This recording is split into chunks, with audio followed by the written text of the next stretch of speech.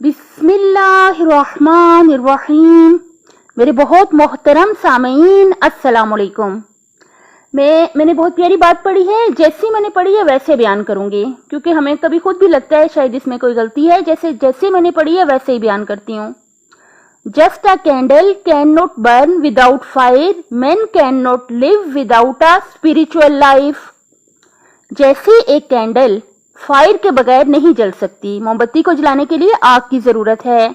इंसान रूहानी जिंदगी के बगैर जिंदा नहीं रह सकता, यानी एक अच्छी और पुरसकून, एक मुतमईन जिंदगी नहीं गुजार सकता। किस चीज के बगैर? स्पिरिचुअल लाइफ के बगैर, रूहानी जिंदगी के बगैर जो है इंसान पुरसकून जिंदगी नहीं गुजार सकता। यानी क्या मतलब? यानी हमारा अल्लाह ताला से एक मोहकम ताल्लुक होना चाहिए। हमारी स्पिरिचुअल लाइफ यानी अल्लाह ताला पर यकीन कामिल, यकीन मोहकम कि अल्लाह है, एक है, वहदहू ला शरीक है और हर वक्त हमारे साथ है।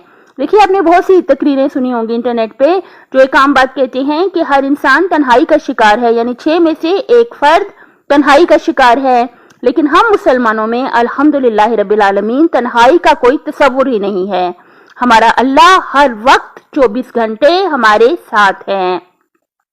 हम जब भी पुकारें, तड़प के पुकारें, खलूसे दिल से पुकारें, पूरे इश्क से पुकारें, तो हमारा अल्लाह हमारी हर बात सुनते हैं, हमारी हर दुआ को कबूल करते हैं। एक बात हमेशा याद रखें, कभी भी हरगिज भी जो कोई दुआ है वो बेफायदा नहीं होती।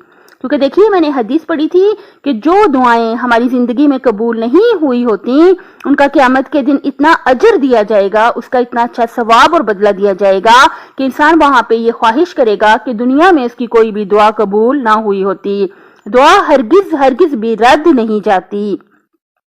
लेकिन हमेशा याद रखें, अल्लाह ताला से एक मोहकम हमारा ताल्लुक होना चाहिए। और इसकी शर्त आपको पता है कि इसकी एक ही शर्त है, वो ये कि अल्लाह की मखलूक पर रहम किया जाए।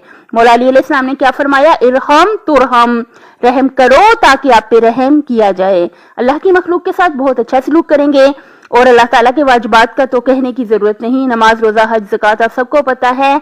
अल्लाह ताला के वाजिबात को अदा करेंगे, गुनाहों से अपने आप को बचाएंगे, अल्लाह की नाफरमानी से अपने आप को बचाएंगे जहां तक भी मुमकिन हो। और गुनाह हो जाने की सूरत में रो के, तड़प के, शर्मिंदा होके अल्लाह ताला से अपने गुनाहों की माफी मांगते हुए अल्लाह ताला से एक मोहकम हमने राब्ता रखना है।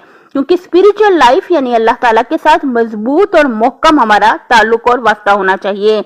तो इसी से हम एक पुरसकून और अच्छी जिंदगी गुजार सकते हैं और इसी से हमारी दुनिया और आखिरत दोनों बखैर हो जाएंगी। अपनी सेहत, आखिरत और खालिक की मखलूक का ख्याल रखिएगा। अल्लाह हाफिज।